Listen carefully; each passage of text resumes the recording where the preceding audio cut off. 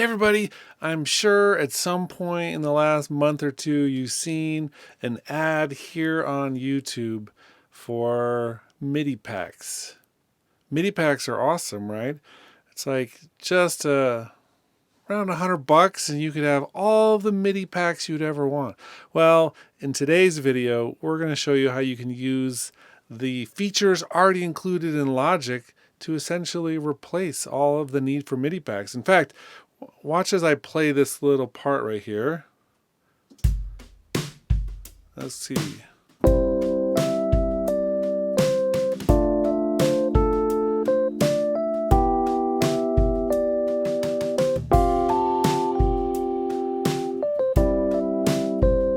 And in fact, let's transpose it up too.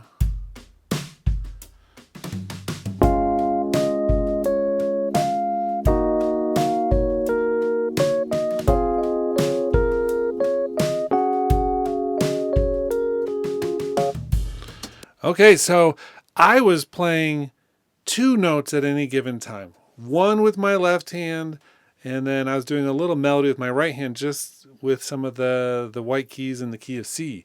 And I really wasn't doing anything fancy at all. This is the chord trigger. It's what was allowing me to do this. And it is essentially like having those MIDI packs that you want to pay for, right? And instead, we have all of these things happening inside this one plugin where we can come through, and the way I transposed was just using the MIDI effect transposer. So let's take that back to 0 for a second. So what I had happening here inside this key range, anytime I play one of these notes,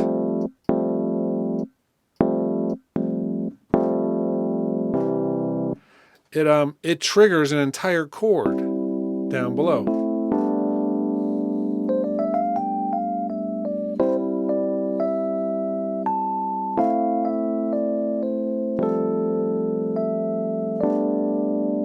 And then I just have to improvise with my right hand using essentially the same notes as are in the chord, with maybe just some notes in between them as well, like passing tones.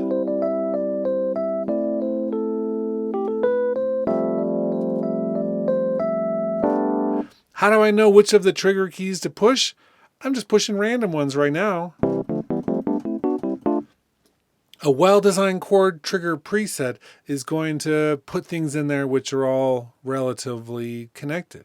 So I'm using the multi-keyboard voicing pop left hand. And the reason that this works like this is because it's just this one set of notes from here to here, which are where I normally have my left hand, and then everything outside of there just passes that note right through.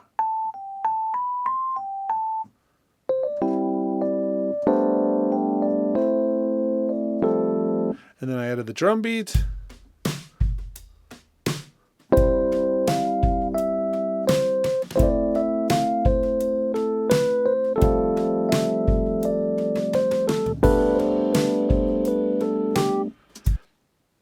Cool. So we can actually come through and find other things we want to. We could have singer-songwriter left hand. A little bit moodier, down an octave.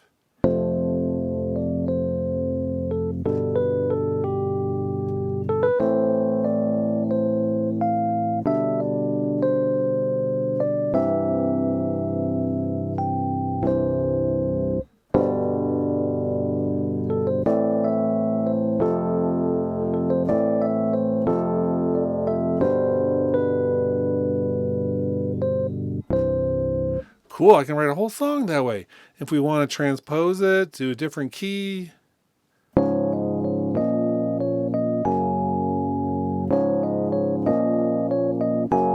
Sounds totally different, even though it's the same chords, just transposed up. So we have all of these other ones here. We have parallel chords, triads.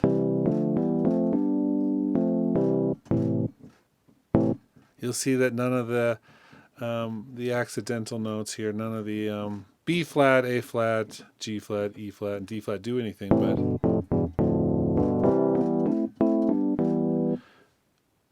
but they have all the triads. Then we have guitar, well, let's actually look before we move on to the right hand options.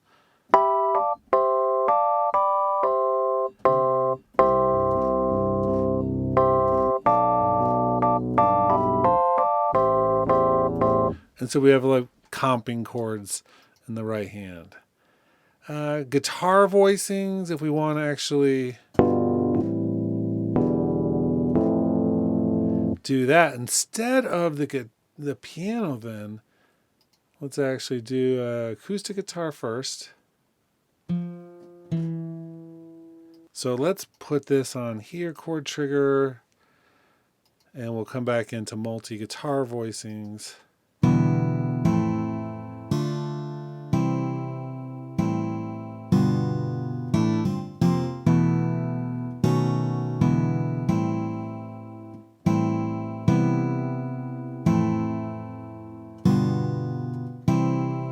So we get some, instead of playing like you would on a keyboard, you play one note and it spreads the notes out as if they're being played on a guitar. It's okay.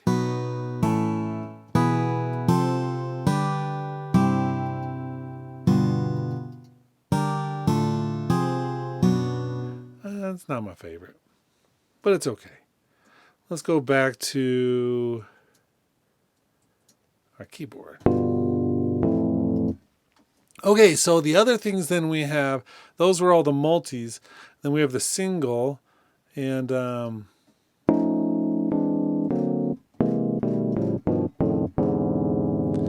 bunch of additional options here. So extended harmonies, you have all of these different chord types.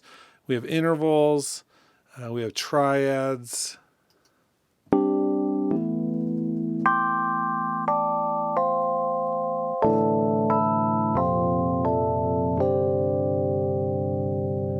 And you can do multiple trigger keys at the same time.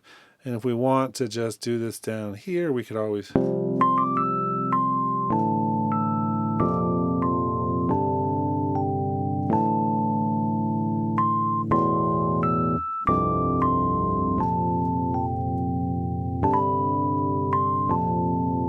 Okay, does it help to know music theory for all of this?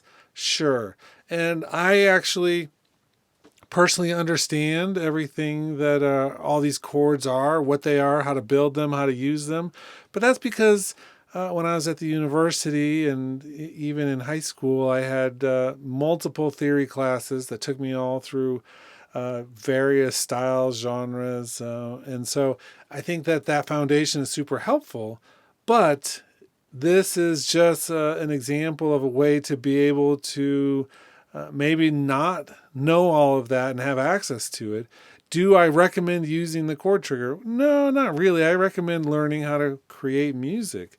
But I do think that there are times and places to do this. So one example would be I was doing a project for, I can't even remember exactly what it was for, but it was like, I don't have much time here and I don't really want to think about it. I'm busy thinking about other things. And so it's like, I pull out one of these.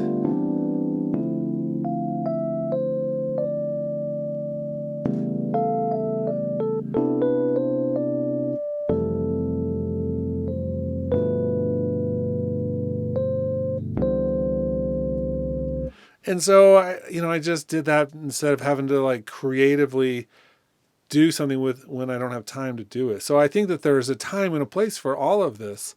But as with everything, I think it's important to know what our software is capable of doing and knowing how to do that. Just for a little history lesson, this is not the first time we had this with MIDI effects inside Logic. Inside the environment, we have the original thing here.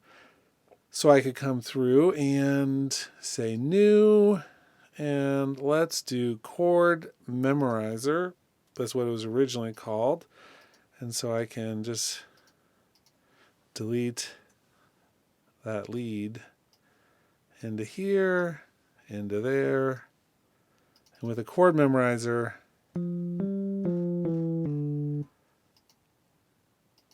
let's see. let's stop that one. There we go. So down here,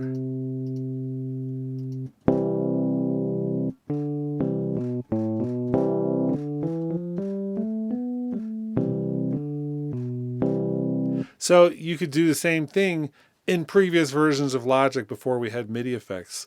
It was part of the environment, and so they just expanded this out into one of the MIDI effects. Another way to totally screw up your friends, right? We did a prank video recently, and it's like we could just swap a couple of the notes here.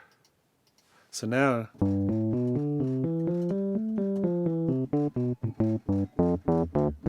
right in line.